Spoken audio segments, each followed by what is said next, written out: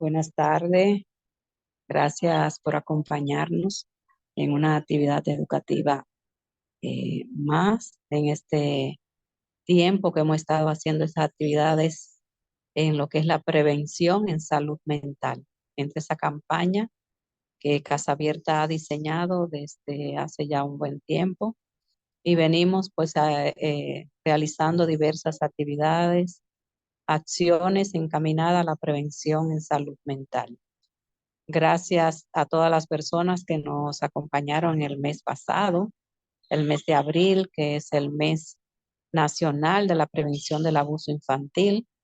Y las personas que no estuvieron, les invitamos a que puedan ir al canal de YouTube, Casa Abierta RD, y puedan ver esas interesantes presentaciones, análisis y reflexiones que se hizo sobre un tema tan sensible como es el abuso infantil y cómo trabajar hacia la prevención. Y en este mes de mayo, entonces comenzamos con el mes de salud mental, poder concienciar, digamos, sobre la salud mental, porque se considera más la salud física y la salud mental, aunque se ha estado mucho en el discurso, pero en la práctica no se valora como tal, no se reconoce como tal y por demás se estigmatiza. Por eso queremos comenzar o vamos a comenzar este mes de mayo con lo que es el estigma que se tiene justamente hacia las personas que tienen un trastorno de salud mental, ese estigma social y cuáles son los desafíos que tenemos en este sentido, cómo podemos aportar, cómo podemos nosotros desde diferentes roles que desempeñamos pues poder aportar para que haya una concientización, ¿verdad? Y no haya estigmatización de lo que es la salud mental. Hemos invitado al doctor Luis Vergés, que ya es una persona que ustedes conocen, una persona que ha sido un gran, ¿verdad? Analista, analizando lo que son los problemas de salud mental en la República Dominicana, los elementos sociales que intervienen. Una persona que ha estado pues escribiendo sobre estos temas en el periódico, lo pueden buscar en el periódico Hoy, pero también en los medios de televisión, pues presentando todas estas inquietudes y aportando, ayudando, contribuyendo con sus análisis, con sus conocimientos a que este tema de salud mental pueda ser visto de manera diferente y se pueda hacer una inversión en salud mental adecuada, porque la inversión en salud mental es muy baja, aunque se habla de mejorar la salud mental, pero en la realidad cuando se habla de inversión es muy baja. Y tenemos una estigmatización. En general, las personas piensan que un enfermo de salud mental, pues, pudiera hacerlo diferente, pudiera mejorar, pudiera hacer otras cosas y que se comporta de esa manera porque quiere o porque no tiene fuerza de voluntad, en fin. Entonces, no es una actitud correcta. Si tenemos un familiar, si tenemos personas cercanas con el tema de salud mental, poder entender, poder comprender realmente su condición. Así que vamos a tener al doctor Vergés, que nos va a hablar de esta problemática y en un análisis de cómo nos podemos comprometer. Adelante, querido Luis. Gracias por aceptar nuestra invitación. Bueno, gracias a ti por invitarme y como siempre, qué bueno que tenemos este espacio para poder compartir nuestras ideas. Yo voy a intentar con mis escasas habilidades tecnológicas de compartir una presentación que resume en gran medida las ideas que voy a compartir con ustedes para así facilitar mejor este proceso. Miren, decía ese gran pensador Michel Foucault que las prácticas discursivas y no discursivas son las que hacen entrar en el juego de lo verdadero o lo falso y lo constituye como objeto de pensamiento. Ahí en esa frase hay mucha profundidad y tiene mucho que ver con el tema que vamos a tratar con ustedes en la noche de hoy, porque definitivamente los estigmas son prácticas discursivas, son ideas, pensamientos basadas en errores, en mitos que se transmiten de generación en generación y llega un momento que se condiciona aversivamente a toda una población para que tenga una actitud negativa ante un objeto, ante personas o cosas. En este caso, lo lamentable es que las personas con enfermedades mentales son seres humanos y como seres humanos están siendo privados de cuidados, de atención, de un seguimiento sensible y sobre todo justo, porque son sujetos de derecho. Lamentablemente, los derechos fundamentales de las personas que por alguna razón han sido estigmatizadas se violan sistemáticamente. Pero cuidado, porque el concepto de estigma no viene solo. El concepto de estigma tiene antecedentes, pero tiene también una relación muy cercana con otros términos y también hay mucha confusión. Por ejemplo, ustedes han escuchado alguna vez la palabra estereotipo, que es cuando nosotros generalizamos sobre la base de una cualidad y sin ninguna evidencia algún tipo de característica sobre grupos de personas, como cuando decimos que los vanilejos son secos y sacudidos, que los veganos son buenos todos. Eso para plantear unos estereotipos con contenido positivo.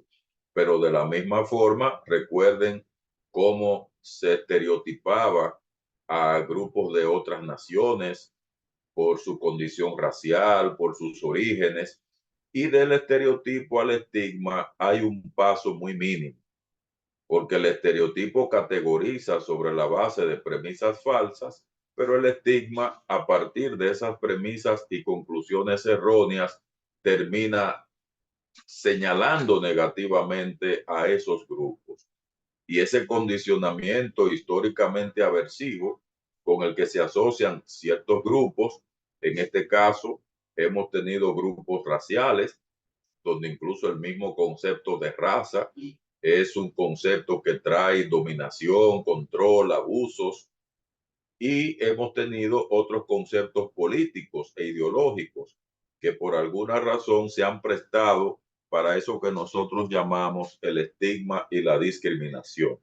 Así que cuando entramos en el estigma, ya ahí llegamos a el aspecto más oprobioso del estereotipo. Fíjense que la palabra estigma proviene de la antigüedad. En la antigua Grecia hay evidencias de que una persona cuando cometía un ilícito era estigmatizada con lo que hoy llaman los tatuajes. Así que miren cómo se van limpiando los términos a medida que pasa el tiempo. Antes el tatuaje era un estigma. Ahora el tatuaje es una práctica recreativa que tienen muchas personas. Bueno, pues el tatuaje era lo que se utilizaba para estigmatizar a los ladrones, a las personas que de una forma u otra delinquían. Hoy eso ha cambiado, pero el estigma no ha desaparecido. Lo que ha logrado es en algunas áreas una connotación diferente, pero la parte de discriminación, que es el nuevo término que sigue, es la más preocupante. El estigma genera discriminación. A diferencia del estereotipo, que se puede quedar sencillamente como una categoría analítica que parte de una generalización indebida, el estigma termina en rechazo, termina en oprobio y termina en discriminación y también en malos tratos. Y eso es lo que precisamente nos ha venido sucediendo con las personas con enfermedades mentales. Y una palabrita que también ustedes ven ahí dentro del esquema y la vamos a profundizar en el transcurso de mi intervención es la palabra mitos. Bueno, es que el mito es la base de todo lo anterior, porque el mito o la mitología, que en este caso, fíjense, es una palabra muy peculiar y muy reconocida, viene de las falsedades que de tanto repetirse culturalmente se ven como si fueran verdades. Entonces, hay muchos mitos sobre las enfermedades mentales. Ustedes recordarán lo que pasaba, por ejemplo, cuando una mujer era enferma mental en la Edad Media. Esa mujer era considerada lamentablemente por la iglesia de entonces, que ustedes saben que era la Santa Inquisición, donde había una amalgama entre iglesia y poder. La Santa Inquisición entendía que esa mujer era rara y lo raro es lo que más se acerca al demonio. Entonces murieron muchas mujeres que tenían enfermedades mentales, estamos hablando de millones, murieron mujeres acusadas de brujería. Entonces no eran brujas. Cuando ustedes revisen los libros de historia de la psicología, se van a dar cuenta de que gran parte de esas mujeres que murieron asesinadas en la hoguera bajo la acusación de que eran brujas, no eran más que mujeres que tenían enfermedades mentales. Y eso por decirle algo que se alimentaba de un mito, el mito de que las conductas en este caso eran extrañas y lo que era extraño era sinónimo de demonio. Y lo que era sinónimo de demonio, o usted lo erradicaba o usted lo exorcizaba. Y ese era el abordaje. Así que por ahí viene ya la salud mental arrastrando un hándicap en contra muy ancestral, un hándicap en contra muy profundo. Luego vino una etapa donde los mitos alimentaron también el estigma y la discriminación bajo la premisa de asociar los problemas de salud mental con la violencia. Se creían que los enfermos mentales eran personas muy peligrosas y que como eran personas muy peligrosas, había que amarrarlas, encerrarlas, y de ahí los famosos manicomios. Ustedes saben que República Dominicana, hay que reconocer, ha avanzado bastante en el tratamiento de la enfermedad mental porque salimos ya de un modelo manicomial que estuvo vigente hasta hace pocos años a un modelo más psicosocial. Todavía tenemos una deuda muy grande que saldar, pero hay que reconocer que ya no tenemos esa mirada tan manicomial que prevalecía y donde las personas con enfermedades mentales eran tratadas como si fueran delincuentes, como si fueran prisioneros peligrosos, y hay evidencia todavía de los malos tratos, de los golpes que recibían y que estaban amarrados incluso en celdas, porque los espacios de tratamiento eran verdaderas celdas, donde estaban allí como si fueran prisioneros. Esto comenzó a cambiar gracias a la iniciativa de Philip Pinel. Philip Pinel fue un psiquiatra con un enfoque humanista, fue la primera persona que pudiéramos decir planteó un modelo de abordaje de las problemáticas de salud mental para liberar a los enfermos mentales del estigma que lo asociaba con situaciones de peligro. Y de ahí entonces ya comenzó a tratarse el tema de la discriminación que derivaban de esos estigmas que tenían como plataforma los mitos y ese mito fundamental del enfermo mental como sinónimo de peligro. Hay un pasaje muy bonito dentro de la historia donde había un hombre muy fortachón, él, que lo tenían amarrado y lo golpeaban muchísimo porque decían que era un enfermo peligroso, que era capaz de matar a cualquiera. Y Philip Pinel tomó la iniciativa de decir cuando le dieron el puesto en el hospital psiquiátrico, Bizarret, así se llamaba ese hospital psiquiátrico en Francia, Y Philip Pinel lo primero que hizo fue pedir que liberaran a ese señor, que le quitaran las cadenas, que ese señor no era peligroso para nada, que es sencillamente alguien que estaba padeciendo de un problema de salud mental y que debería ser tratado como lo que él era, como un verdadero ser humano. Bueno, pues le comento que liberaron al señor y Philip Pinel trabajó con él y llegó un momento que lo convirtió en su asistente. Y en una ocasión se dio una situación porque los prejuicios, los mitos, los estigmas y la discriminación eran tan fuertes en Francia que hubo un proceso de protesta donde gente se tiró a la calle porque decían que Philip Pinel estaba liberando locos y gente peligrosas y llegaron hasta intentar agredir a Philip Pinel y adivinen quién fue que lo defendió.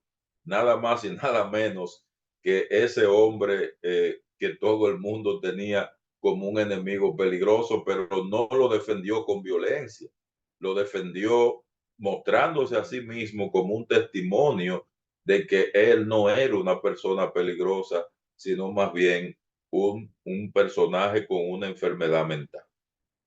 Así que este pasaje histórico es muy importante para nosotros conocerlo, compartirlo, porque todavía prevalece la idea y me da mucha pena que a veces hasta psiquiatras y psicólogos andan por ahí presentando a las personas con enfermedades mentales diciendo que son personas violentas.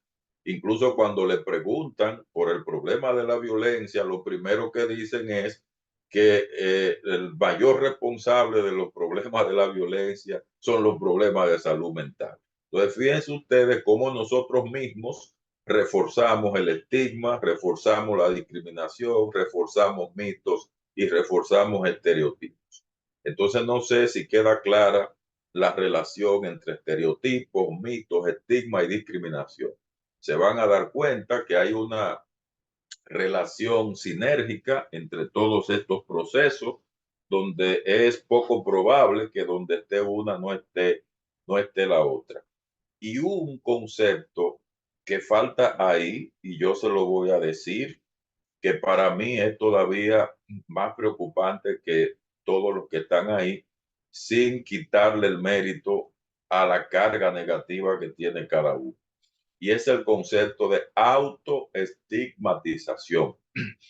Y este es el concepto clave de mi intervención porque es el que más impide que las personas busquen ayuda a tiempo, porque la autoestigmatización viene de los otros conceptos que yo acabo de mencionar. Si no estereotipáramos, si no mitificáramos, si no estigmatizáramos ni discrimináramos, las personas que tienen un padecimiento o alguna sintomatología que les quita calidad a su vida, no tendrían ningún inconveniente en acudir en auxilio, buscar ayuda profesional. Lamentablemente, la autoestigmatización presenta que las personas no quieren recibir la ayuda por miedo a que lo etiqueten, por miedo a que le vean donde un psicólogo. Y cuando van a un psicólogo dicen que van donde un médico. Y si alguien llama por un celular mientras están en terapia, lo que dicen es, yo estoy en el médico. No dicen, yo estoy donde el psicólogo, no van a decir, yo estoy donde el psiquiatra. O tengo una cita médica. Difícilmente usted va a encontrar una persona que diga, tengo una cita con el psicólogo o con el psiquiatra. Eso se llama autoestigmatización. Es el miedo a ser ya señalado, el miedo a ser etiquetado. Así que fíjense ustedes, esta es la infraestructura de mi intervención en el tema, porque de ahí se derivan implicaciones desde el punto de vista social en materia de salud mental. Las personas que son objeto de estigma ya sabemos que suelen ser discriminadas, suelen ser oprimidas y suelen ser excluidas. Son objeto de algún estigma, pueden ser incluso maltratadas y aisladas. Ya ustedes saben qué pasó con el racismo, ya lo sabemos lo que pasó con la esclavitud, En el fondo, esas condiciones se alimentaban del estigma y de la discriminación. Cuando hablamos de estigma y discriminación en salud mental, no nos podemos quedar atrapados en un solo nivel. Este es un fenómeno muy integral que por tanto es transversal a diferentes ámbitos. Y ahí ven ustedes un nivel institucional. Ya yo dije que los mismos profesionales de la salud mental también estigmatizamos, los mismos profesionales de la salud mental estereotipamos, los mismos profesionales de la salud mental decimos lo que no debemos decir cuando hablemos de salud mental. Así que a nivel institucional, a partir de los enfoques que ya yo les comenté, si bien es cierto, hemos ido superando el enfoque manicomial y vamos en la ruta hacia un abordaje integral con una mirada humanista y más psicosocial, también lo es que eso es un ideal, porque no todos han llegado hasta ahí. Todavía hay personas que ven dentro de nuestra profesión la salud mental como ausencia de síntomas y enfermedad. No lo ven como la presencia integral de un bienestar armónico en lo social, lo físico y lo psicológico. De manera que a nivel institucional tenemos un problema. Desde el punto de vista estructural, fíjense que nuestra estructura social está organizada de tal forma que las personas que tienen problemas de salud mental ni reciben una atención adecuada, pero tampoco son tomados en cuenta como ciudadanos potencialmente productivos, sino que son personas señaladas, son personas que de una manera u otra el sistema social, por la estructura que tiene, se torna excluyente y discriminatorio. Hay un nivel interpersonal donde cada persona no tan solo se cuida de que lo asocien con una condición que en este caso nadie la elige, porque nadie elige enfermarse, pero la gente sí elige ocultar su enfermedad. Y a nivel interpersonal, las personas no quieren que el otro se entere que por alguna razón está afectado por una condición porque teme ser estigmatizado. También tenemos el nivel personalizado, como yo decía, cuando hablaba de la autoestigmatización, como las mismas personas cuando sienten que están afectadas por una condición de salud mental, inician un proceso de aislamiento, de alejamiento, un proceso incluso hasta de inculparse por el hecho de tener una condición que nadie elige.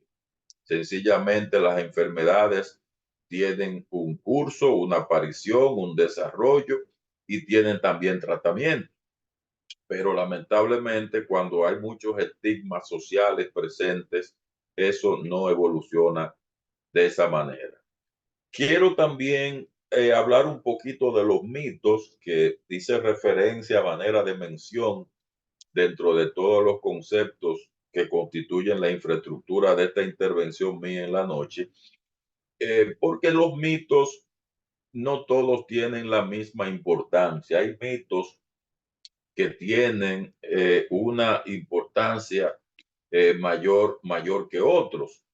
Y cuando digo esto, me refiero porque dependiendo del problema de salud mental, usted va a tener ciertos tipos de mitos que se van a convertir en una barrera más poderosa que en otras condiciones.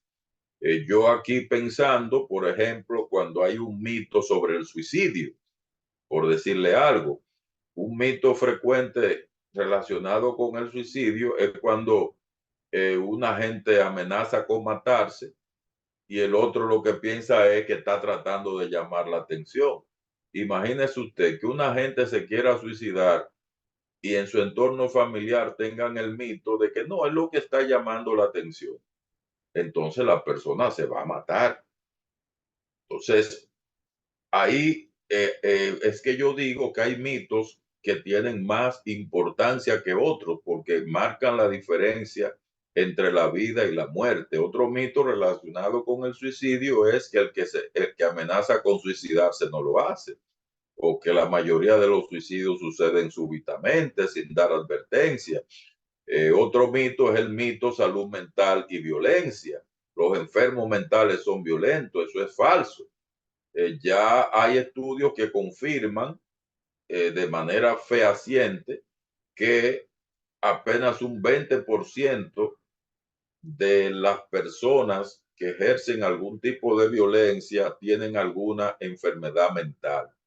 Así que si seguimos proclamando este mito, lo que vamos a lograr con esto es más estigma y discriminación. Si ya las personas con enfermedades mentales están siendo discriminadas y estigmatizadas por razones históricas, imagínese usted qué no harán en la población general cuando todo el mundo sepa o se entere o crea que las personas con enfermedades mentales son violentas. Y nada, nada que ver.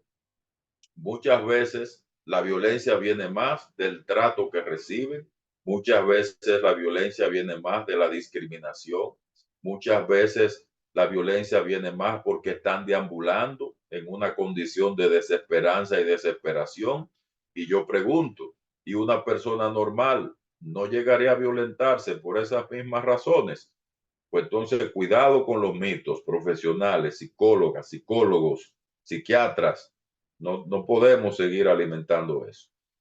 Eh, sí es posible elaborar una jerarquía de mitos. Aquí yo mencioné dos que para mí deben estar en primera fila porque son muy importantes y tienen mucha penetración. Hay algunos mitos que son más peligrosos que otros, como lo acabo de decir también, sin dejar de decirles, y aquí me canto y me lloro, que todos los mitos, si se mantienen, a la larga terminan haciendo algún nivel de daño. Pero sí, claro, hay algunos que son más peligrosos todavía.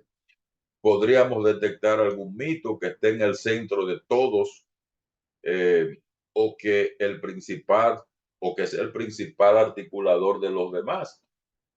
Bueno, eso habría que buscarlo. Yo particularmente no tengo claro cuál es de todos los mitos de salud mental el que articula a todos los demás, pero sí les puedo decir que una de las problemáticas donde tenemos más desinformación es precisamente en materia de salud mental.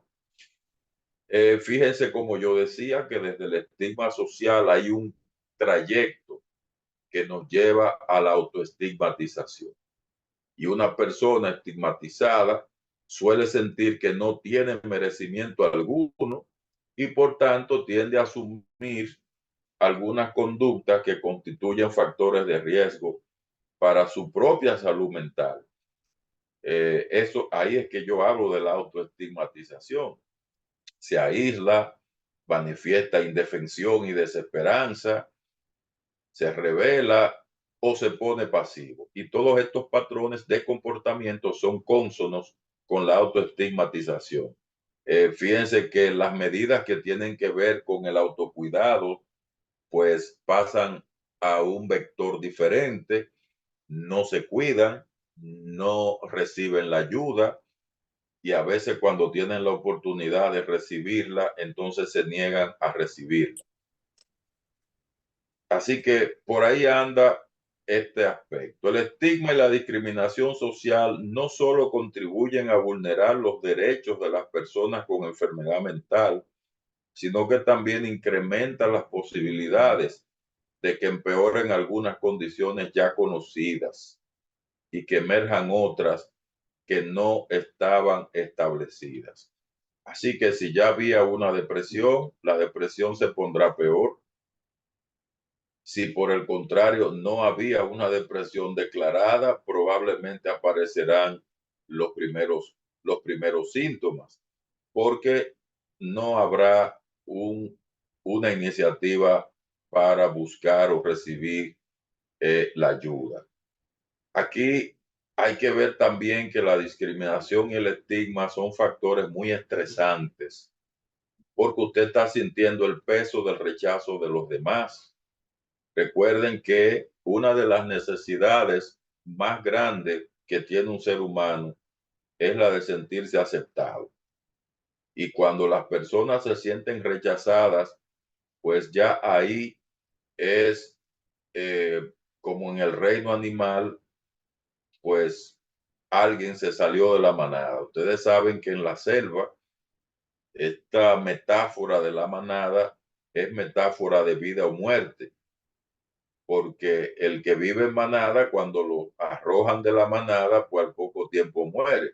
Bueno, pues el ser humano también es gregario y tiene una necesidad de vinculación. Y esa necesidad de vinculación humana es prioridad dentro del rango emocional y socioafectivo de esa persona.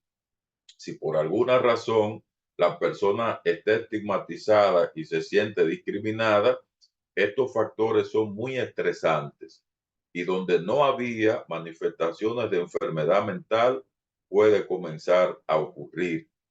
Ya no porque la persona tendría una predisposición a enfermarse, sino que el estigma y la discriminación per se representan factores de riesgo para la salud mental. Así que ya ustedes ven ahí en la lámina que hay una predisposición hacia el sufrimiento en varios niveles.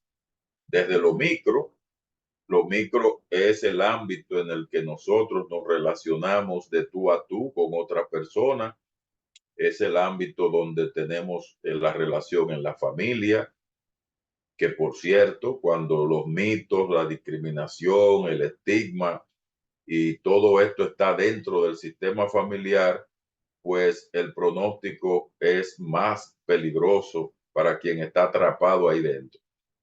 Entonces, lo micro implica también ese día a día de intercambio que nosotros tenemos con las demás personas. Ya lo meso es el vínculo que se da entre las diferentes instituciones y también en ese vínculo usted va a notar que hay niveles de estigma social.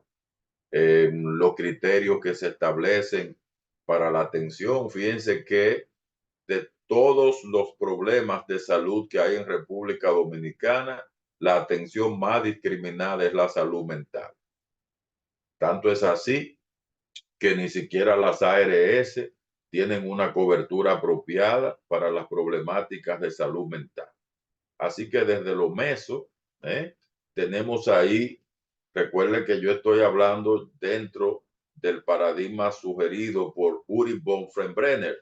Uri von Frembrenner fue quien propuso la llamada teoría ecológica para nosotros entender cómo cómo interaccionan los diferentes niveles en que se expresan los problemas. La problemática del estigma social y la discriminación en materia de salud mental se expresa en todos los niveles, en lo micro, en lo meso y en lo macro. Y cuando hablo de lo meso, ya ustedes ven el mejor de los ejemplos, cómo ni siquiera las mismas instituciones tienen ese abordaje correcto.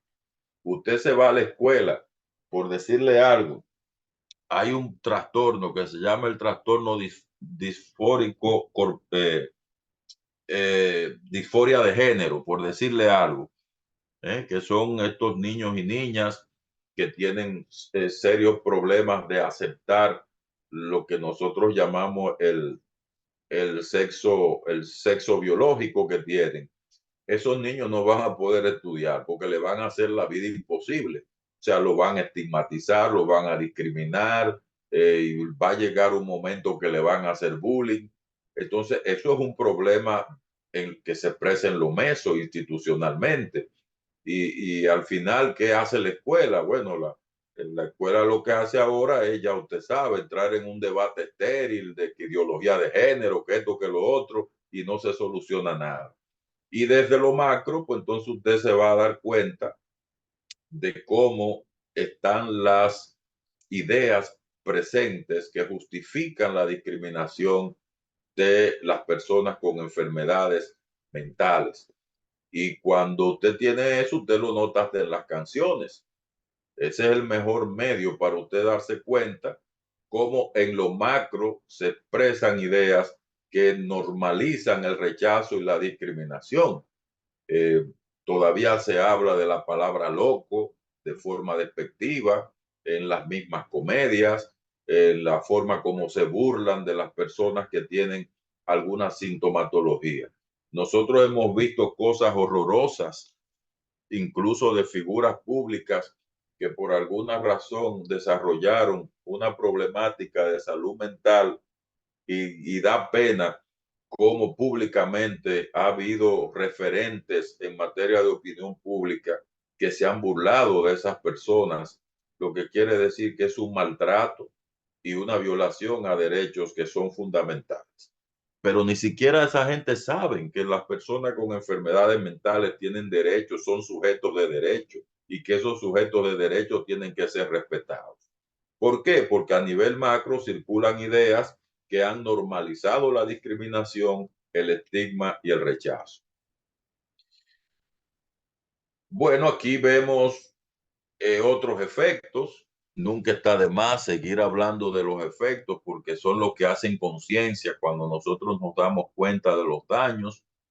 Miren, por ejemplo, el racismo y salud mental, porque esto no es solo las problemáticas de salud mental. Hay lo que se llama el concepto de interseccionalidad, que a lo mejor ustedes han manejado y comprendido ese concepto a raíz de otras intervenciones con otros expertos que sé que son mucho mejores que yo en el manejo de estos temas. Y ahí ustedes quizás han aprendido a manejar el concepto de interseccionalidad. Bueno, es que una persona que además de tener problemas de salud mental, si hay racismo y es una persona de origen afroamericano, si hay xenofobia y es una persona extranjera porque viene de otro país hacia el cual hay discriminación, estigma y rechazo, y si encima de esto es una persona que está desempleada y no tiene recursos, pues obviamente, ¿qué va a pasar ahí? Ahí hay una interseccionalidad porque hay una serie de factores que cuando se conjugan, teniendo el referente de la transversalidad de la problemática de salud mental, pues el pronóstico es más pobre. Aquí vemos, por ejemplo, la relación que se da entre racismo y salud mental. En sociedades donde hay racismo, una persona que tenga procedencia afroamericana, ahí hay evidencia que confirma que entre el 26 y el 35% de las minorías étnicas reciben alguna forma de discriminación. Eso fue un estudio que hicieron en Inglaterra y demostraron que ese fenómeno fue dañino para deteriorar la salud mental de los implicados. Así que es importante tener esto en cuenta cuando hablemos sobre todo de la interseccionalidad. Hay ideologías, y ahí ya profundizo más todavía lo macro, porque si nosotros queremos evolucionar y transformar los estigmas y la discriminación, debemos comenzar por cambiar las ideas. Y obviamente las ideas cambian cuando usted revisa cuáles son las ideologías que las están manteniendo. El etnocentrismo, ustedes saben que es la idea de creer que hay culturas que son superiores a otras. Entonces, ahí hay un problema. No sé si ustedes han notado lo que noté yo, y es que estas ideologías terminan en la palabra ismo. Entonces, los principales enemigos macrosociales en términos de la discriminación, el estigma y los mitos son estos ismos, el etnocentrismo, el nacionalismo, y cuando hablo de nacionalismo, favor no confundir con patriotismo, sino que me estoy refiriendo que dentro de la política hay tres enfoques. El enfoque, en este caso, práctico, que son estas personas que llegan al poder para buscarse lo suyo, porque entienden como normal que bajarse 4 años a hacer campaña y lograr el poder y ayudar ahí a los amiguitos y a los demás que consigan lo suyo también, eso es lo que hoy llaman el enfoque práctico de la política. Hay un enfoque moral que es el que yo pertenezco y sé que es el que pertenecen ustedes, y es que la política debe hacerse para usted lograr un poder para mejorar la calidad de vida de los ciudadanos y ciudadanas, para aspirar a que valores universales como la justicia, la libertad y el bienestar le llegue a todo el mundo por igual. Ese es el enfoque moral. Pero hay un enfoque que en este caso es el enfoque ideológico. Y el enfoque ideológico tiene ese problema, que la gente hace política porque cree que haciendo política va a lograr el predominio de su ideología por encima del de los demás. Entonces, el nacionalismo, fíjense lo que pasó con Hitler, el nacionalismo nazi preconizaba la idea de que esa nación era superior a las otras. Y ahora estamos volviendo, por cierto, a los nacionalismos con el tema de la guerra de Ucrania y todo lo que este enfrentamiento de Oriente con Occidente.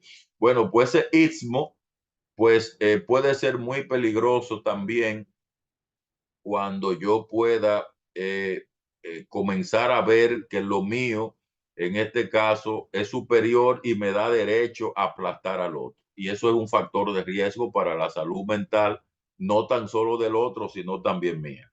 El racismo, que ya lo sabemos, es un factor de riesgo para la salud mental. Fíjense que cuando se activan esos mecanismos de estigma y discriminación en sociedades donde todavía predomina el racismo, el sexismo, que es una ideología de la cual las mujeres han sido víctimas históricamente y siguen siendo víctimas históricamente, actualmente. Nosotros tenemos todavía muchos estereotipos sexistas que a nivel micro, meso y macro se siguen difundiendo en las canciones, en las interacciones, y los números están ahí en términos de la violencia hacia las mujeres, los feminicidios que se cometen.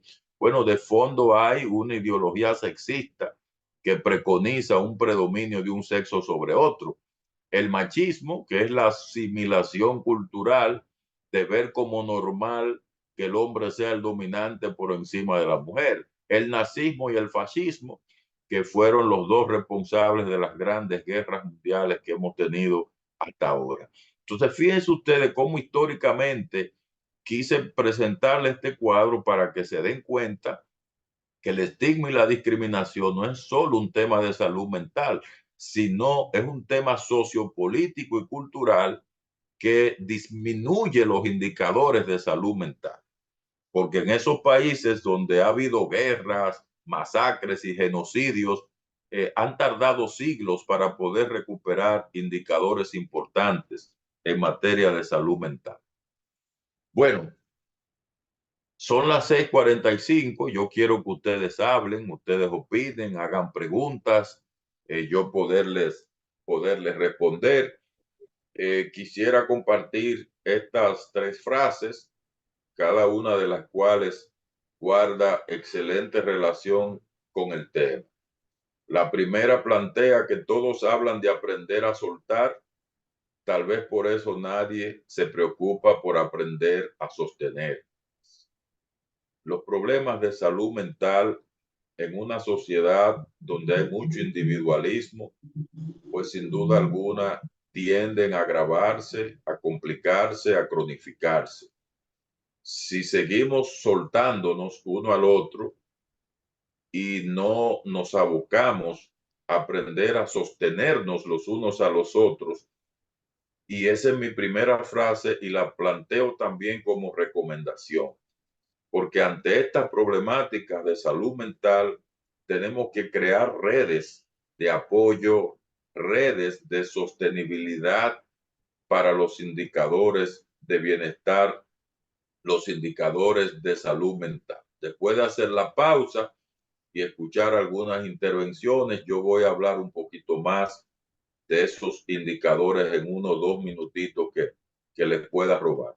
No puedes controlar todas las cosas que pasan en tu vida, pero sí puedes controlar la forma en la que respondes ante ellas.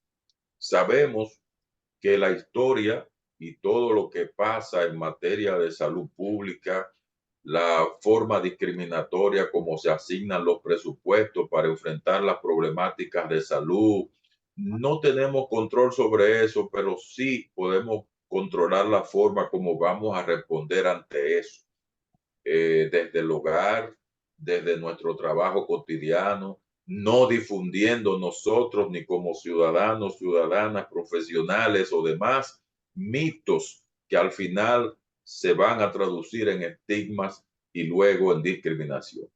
Y la última frase, no puedes regresar y cambiar el comienzo, pero sí puedes comenzar donde estás y cambiar el final. Particularmente, esa es la que más me gusta de todas, aunque a ustedes les gusten las tres.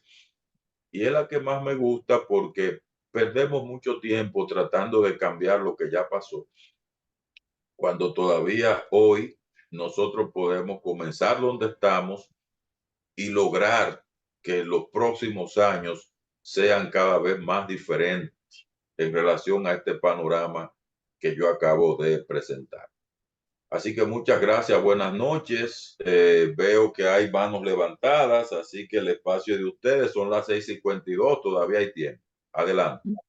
Gracias, Luis, siempre con estas interesantes reflexiones sobre este tema de tanto interés y que tú has ampliado, o sea, has visto el estigma ya no solamente en salud mental, sino históricamente, cómo el estigma, ¿verdad? En todos esos elementos que tú mencionabas y que también está presente el día de hoy, el racismo y todo eso todavía, el tema del machismo que todavía están presentes. Así que gracias por esta reflexión, de eso se trata este espacio, pues que podamos analizar, reflexionar, y tú nos traes siempre esos aspectos teóricos que nos ayudan a entender mejor la realidad y al mismo tiempo pues poder comprometernos en poder aportar a esta causa, ¿no?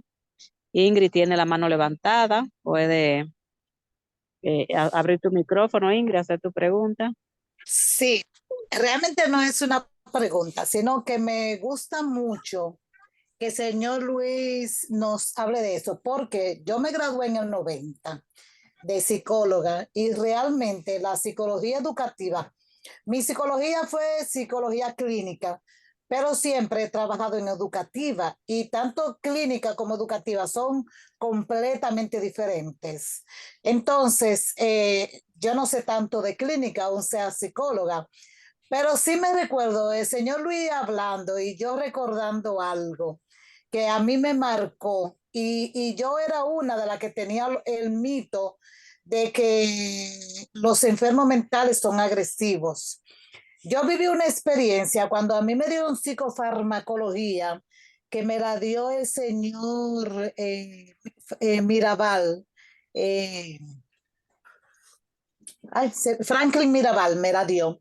Nosotros teníamos práctica en el hospital, en salud mental, y a mí me tocó ver cómo uno de los enfermos agarró a un médico, lo levantó por el cuello y lo atetó a una pared, que a mí no se me quedó la materia de casualidad, porque cada vez que yo volvía al hospital, yo no me ponía mala de casualidad y terminó el semestre y yo no quise volver más al hospital de salud mental. Y Jesús, yo tuve una imagen que fue muy fea para mí, eso me marcó.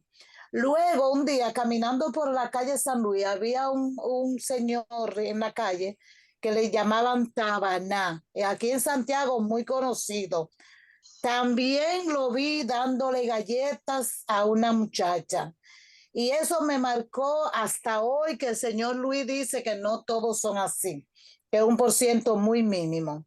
Esa es una cosa, me alegra que él me lo diga porque yo soy una que digo, soy psicóloga, pero no para trabajar a ese grado, prefiero trabajar con niños. Y la otra cosa es quizá un aporte. Yo, aunque parezca mentira y me voy a delatar, veo muchos programas de farándula. Me gusta, aunque soy una viejita, pero me gusta. Y en los últimos años, quizás los 2 últimos años, escucho mucho. El señor Luis dice que la gente medio se esconde y hasta le tiene un nombre a eso. Yo conozco de mucha gente que se iba a la capital a tratarse y que llevaba a sus hijos a la capital para que aquí en Santiago nadie se enterara de que sus hijos tenían problemas. Sin embargo, me ha tocado ver en los últimos meses, o quizá el último año y medio, muchos comunicadores que invitan a que se atiendan con psicólogos y psiquiatras y han dado su testimonio de cómo su vida le ha cambiado después que han buscado la ayuda. Y cada vez veo mucho más comunicadores y artistas que invitan a eso. Entonces, eso es una buena noticia. Sí, Luis, si buena quiere hacer un noticia. comentario. Sí, muy buena noticia que cada vez más psicólogos reciban a la gente sin esos niveles de actitud defensiva. Y el mejor ejercicio para uno saber si los enfermos mentales son violentos o no es uno preguntarse cuántas personas han sido asesinadas en República Dominicana en los últimos 10 años. Probablemente en los últimos 10 años eso anda por el rango de las 8.000 a 9.000 personas asesinadas. Pregúntense ustedes cuántas de esas personas fueron asesinadas por enfermos mentales. Y usted verá que los números definitivamente son muy, muy dispares. Aquí ocurrió un caso de un aparente enfermo mental que mató a un muchacho que le tiró un blow. Aparecieron 2 casos más en los últimos 2 años, pero fuera de ahí son personas que de una u otra forma han estado ligados a otro tipo de actividades delictivas, asalto, atracos, temas de lucha por puntos de drogas y demás. Así que la violencia tiene su propia caracterización. Y la caracterización de la violencia es que uno elige la violencia, pero la enfermedad mental no. Nadie elige enfermarse, pero la gente sí elige cómo matar, la gente sí elige cómo dañar, la gente sí elige cómo robar, pero nadie elige cómo enfermarse. Así es. Bueno, Luis, tiene a Antonia la mano levantada. Sí, de verdad que me ha gustado muchísimo el tema y me gustó mucho como tú iniciaste también haciendo esa relación entre los estereotipos, los mitos, los estigmas y discriminación y hacer esa relación que existe, como también las personas eh, se autoestigman, o sea, cómo eso tiene un efecto tan grande en la persona, de tú también considerar que no debe de ir, pues quizá a una consulta que no tiene solución. Mucha gente que razonan y todo piensan que están dañados por la situación de salud mental que tienen y es muy peligroso. Los efectos que tiene esto, me ha gustado mucho todo ese enfoque y todo este enfoque global político que tú has hecho de lo que tiene que ver con el estigma de la persona con salud, con problemas de salud mental. Yo me estuve mirando ayer en el periódico que aumentaron después de la pandemia en las personas afiliadas al seguro Senasa, cómo aumentaron las consultas de psicología.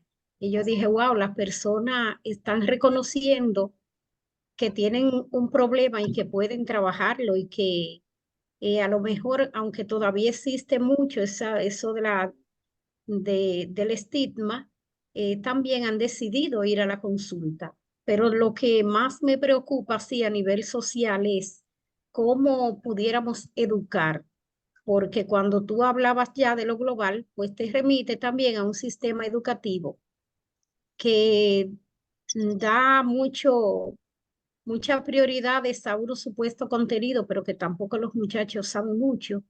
Y esa formación que nosotros, que debe de haber en esa sociedad, para una respuesta, no la tenemos. Entonces, eh, tiene que ver mucho con políticas, tiene que ver con muchos aspectos, pero cómo pudiéramos quizá desde ahí comenzar.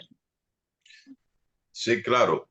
Como bien yo decía cuando explicaba la relación entre lo micro, lo meso y lo macro, desde lo micro, bueno, somos nosotros los responsables de hacer un trabajo desde la familia y desde el ámbito más cercano con las personas a quienes podemos llegar. Ahora, lo más importante en esto, independientemente del nivel y del contexto donde se haga, es el contenido de lo que se hace, porque si el contenido es mitológico y seguimos difundiendo falsedades y replicando los mismos mitos que encontramos, entonces no vamos a llegar lejos.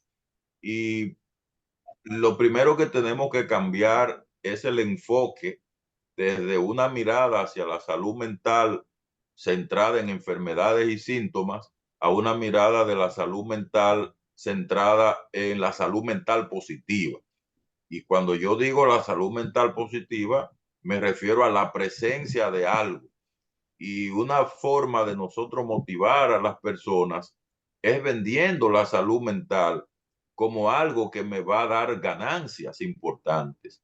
Fíjate que cuando los indicadores de salud mental son positivos, hay una menor mortalidad general. La esperanza de vida de las personas aumenta porque las personas que tienen problemas de salud mental se le deterioran otras condiciones porque no se atiende, no se asiste, no se autogestiona, no se autorregula.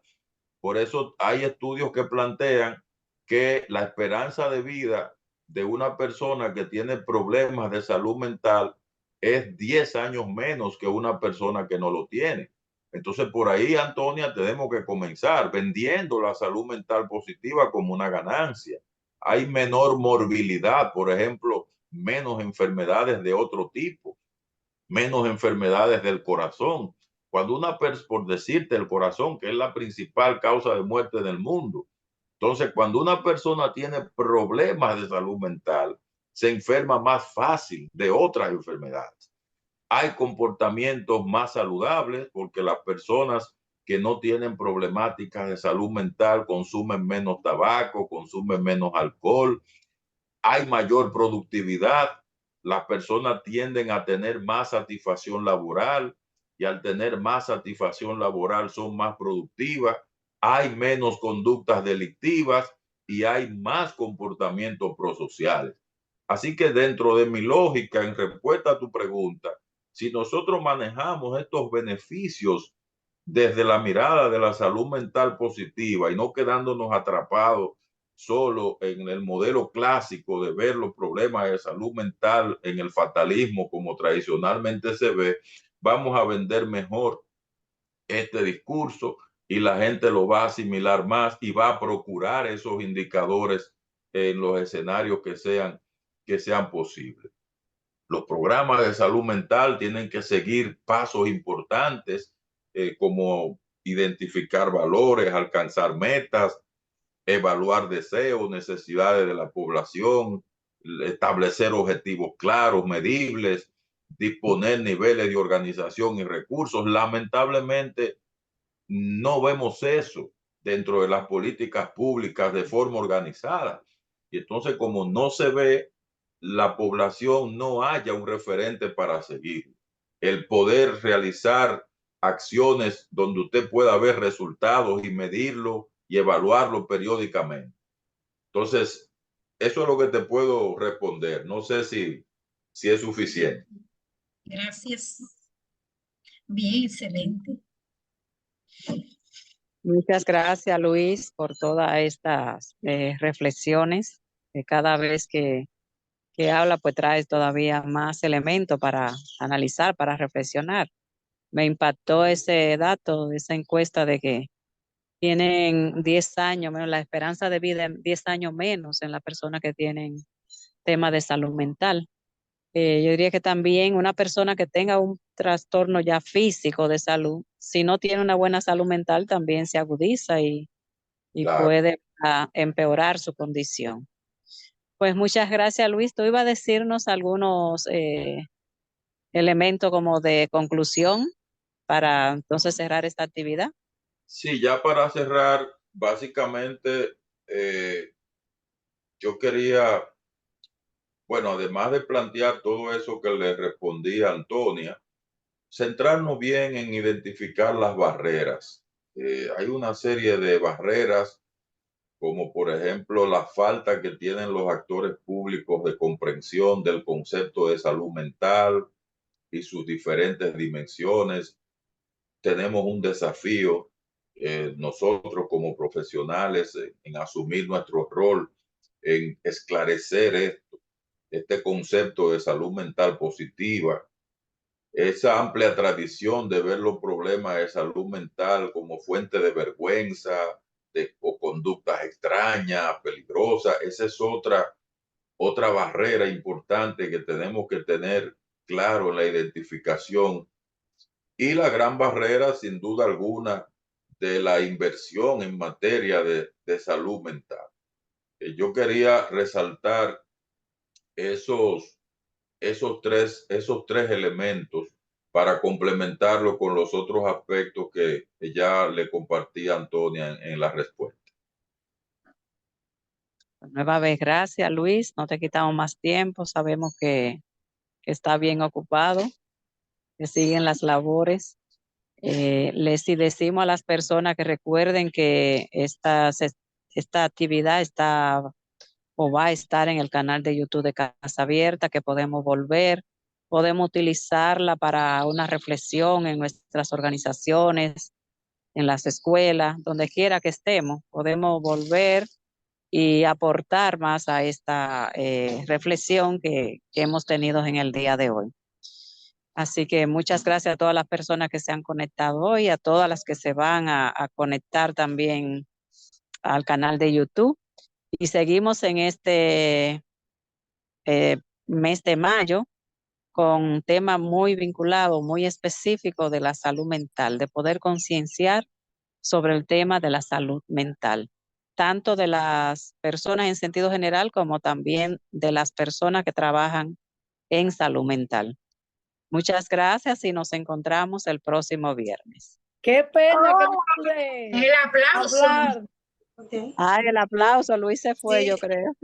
El aplauso. Pero vamos a aplauso dárselo en para contumacia. nosotras. Un aplauso para nosotras. Claro, claro. Bravo, bravo, bravo. Muy bien, gracias, Ingrid.